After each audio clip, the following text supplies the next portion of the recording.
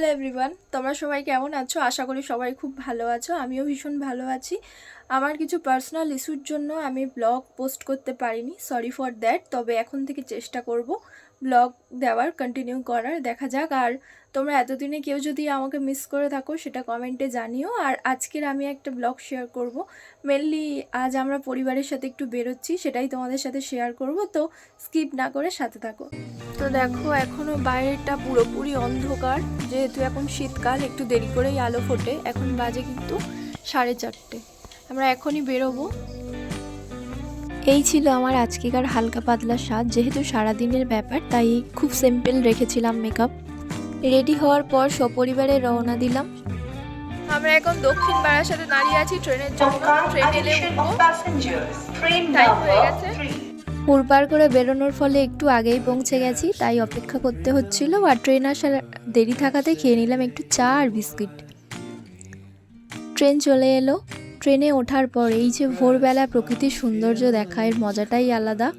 তো সবুজে ঘেরা প্রকৃতি দেখতে দেখতে পৌঁছে গেলাম। আর লোকাল ট্রেনগুলোতে তো জানো, হাজার এক খাবারের সম্ভার। খেতে খেতে চলে গেলাম, পৌঁছে গেলাম। ট্রেনের জার্নি নর্মালি আমার ভালোই লাগে। আমি আর মা পাশাপাশি বসেছিলাম, বাপি আর দাদা একটু দূরেই বসেছিল, ওরা সিট পায়নি। তারপর আমরা নেমে গেছিলাম কাকদ্বীপে। কাকদ্বীপ থেকে নামার পর মোটামুটি একটুখানি স্টেশনের বাইরে গেলেই অনেক গাড়ি পাবে। মেনলি ওখানে টোটোই যায়। তো টোটো বুক করে আমরা চলে গেলাম ফেরিঘাটের উদ্দেশ্যে। এই যে চলে এসেছি ফেরিঘাটে। এখান থেকে তোমাদেরকে টিকিট কালেক্ট করতে হবে। আর টিকিট কালেক্ট করে নেওয়ার পর চলে গেলাম ঘাটে। গেট পড়ে গেছিলো, আগেরটা বেরিয়ে গেছে, পরের ভ্যাসালে আমরা যাব, তাই একটু ওয়েট করলাম। তো তারপর চলে এলো। ভ্যাসালে ওঠার পরেই দেখলাম এই যে নদীটা, এই নদীটাকে পার করতে হবে। ভ্যাসালে কিন্তু যথেষ্ট ভিড় ছিল। এটা ছিল সেকেন্ড ভ্যাসাল, আমরা ফার্স্টটা পাইনি, তাই সেকেন্ডটাতে করেই গিয়েছিলাম। ভ্যাসাল ছাড়াও নদী পার করার জন্য আরও অনেক অপশান পাবে, সেগুলো চাইলে ট্রাই করতে পারো। আর আমার কিন্তু এইভাবে নদী পারাপার হতে বেশ ভালোই লাগে। নদী পারাপার হওয়ার মাঝখানে এই যে প্রচুর পাখি, যেহেতু সবে শীত পড়ছে, শীতের শুরুতে কিন্তু এই পাখিগুলো দেখা যায়, সচরাচর সবসময় দেখা যায় না। আমাদের কপাল ভালো থাকা, এনাদেরও দর্শন পেয়ে গেলাম, যারা আমাদের সাথে সারাটা রাস্তায় সঙ্গ দিয়েছিল আর কি। দেখো, সমস্যা কিন্তু আমাদের প্রত্যেকের জীবনেই রয়েছে, এক এক মানুষের এক এক রকমের সমস্যা। তো সমস্যাগুলো থাকবেই, পার্ট অফ লাইফ। এগুলোকে সাথে নিয়েই আমাদের চলতে হবে। তো কিছু কিছু স্পেশাল দিন, সেগুলোকে কিন্তু আমাদেরকে যত্ন করে তুলে রাখা উচিত। আমি এই ভিডিওটাতে পোস্ট করছি, কত ভিউজ পাবো না পাবো এই জন্য নয়, যেভাবে আমরা ফটোর মাধ্যমে একটা সুন্দর স্মৃতি রাখি, সেভাবে একটা স্মৃতি রাখার জন্যই কিন্তু এটাকে পোস্ট করা। এরপরেই কিন্তু তোমরা সামনে পেয়ে যাবে গাড়ি, এগুলোকে চাইলে রিজার্ভও করতে পারো, বহু রকমের গাড়ির অপশান আছে। আর এই গাড়ি কিন্তু তোমাকে মন্দিরের সামনে নামিয়ে দেবে। তো আমরা পৌঁছে গেছি গঙ্গাসাগরে। এই যে আমার পেছনে রয়েছে মন্দির। আর এখন যাব সাগরে স্নান করতে। দেখো, এখন যেহেতু অফ সিজন তাই অতটাও মানুষজন নেই, একটু ফাঁকাই রয়েছে। তিটা, যেটা আমরা প্রচুর রিলসে দেখি। তোমরা যদি কেউ আসতে চাও এইভাবেও আসতে পারো। আর এছাড়া যদি কোনো কোয়ারি থাকে আমাকে কমেন্ট করো, আমি কিন্তু রিপ্লাই দিয়ে দেবো। একটা গার্ডেনও রয়েছে। এটা হচ্ছে একটা ছোটোখাটো মার্কেট, এখানে প্রসাদ আরও অনেক কিছু পাওয়া যায়। এখানে কিন্তু তোমরা প্রচুর হ্যান্ডমেড জিনিস ও বিভিন্ন রকমের ব্যাগ পাবে। এই রাস্তাটা থেকেই কিন্তু তোমাদের মন্দির থেকে সমুদ্রে যেতে হবে। সমুদ্রের পাড়ে কিন্তু তোমরা টাকা দিয়ে ব্যাগপত্র রাখতে পারো এবং চেঞ্জ করার ব্যবস্থাও রয়েছে কিছু অল্প মূল্যের বিনিময়ে। সুন্দর গঙ্গা মায়ের একটা মূর্তি আছে, ভীষণ সুন্দর।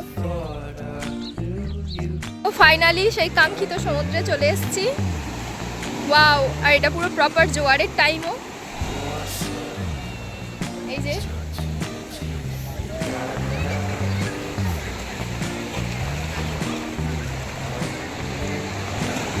এটা এমনই একটা জায়গা, যতই সমস্যা থাক এখানে এলে মনটা ভালো হয়ে যাবেই। নামার জন্য রেডি হয়ে গেছি, এবার নামবো সমুদ্রে স্নান করতে। এই যে মাও যাবে আমার সাথে। এখন প্রচুর ঢেউ আসছে দুপুরবেলা। দাদা অলরেডি চলে গেছে, আমরা যাব। আমি কিন্তু ঘুরতে খুব ভালোবাসি, আর যদি হয় সেটা সমুদ্র, কেউ আবার পাহাড়ও ভালোবাসে। আমার কিন্তু পাহাড় আর সমুদ্রের মধ্যে যদি অপশান দেওয়া হয় তাহলে আমি বেছে নেব সমুদ্র। আমাদের স্নান টান সব কিছু কমপ্লিট। এবার আমরা যাব মন্দিরে পুজো দিতে, পুজো দেওয়ার উদ্দেশ্যে রওনা হচ্ছি। আমাদের স্নান হয়ে গেছে, এবার আমরা যাব মন্দিরে পুজো দিতে। এটা কিন্তু একটা মার্কেট, এখানে তোমরা প্রচুর শোপিস, ঝিনুকের জিনিস, আয়না, বহু রকমের জিনিস পাবে। এখান থেকে আমরা নিয়েছিলাম একটা শাঁখ।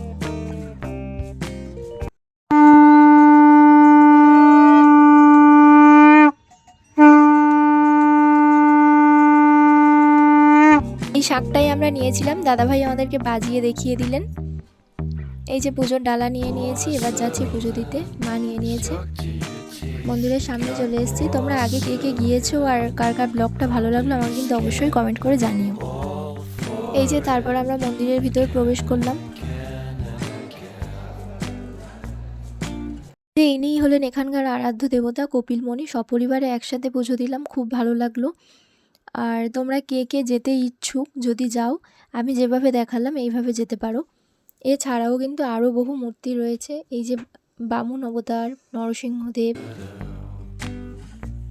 রাধাকৃষ্ণ, প্রচুর প্রচুর ঠাকুর রয়েছে। আর যদি কেউ না গিয়ে থাকো তাহলে একবার হলেও যেও, উইকেন্ডে খুব ভালো লাগবে, পুজোও দিতে পারবে। পুজো দেওয়া শেষ, এবার আমরা বাড়ির উদ্দেশ্যে রওনা হব সবাইকে টাটা বলে। তো আবার যেহেতু নদী পার হতে হবে তাই আমরা অপেক্ষা করছিলাম।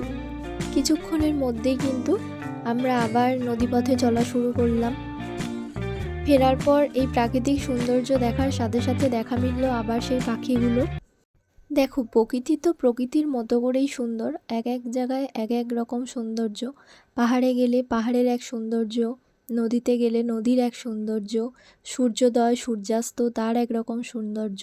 প্রকৃতির প্রত্যেকটা কোনায় কোনায় তো সৌন্দর্য রয়েইছে, আলাদা করে বলার মতো কিছু নেই। যত দেখবে তত মুগ্ধ হবে। আরেকটা জিনিস, আমরা গিয়েই চলে এসেছি, তোমরা চাইলে ওখানে স্টেও করতে পারো, প্রচুর হোটেল কিন্তু মিলে যাবে।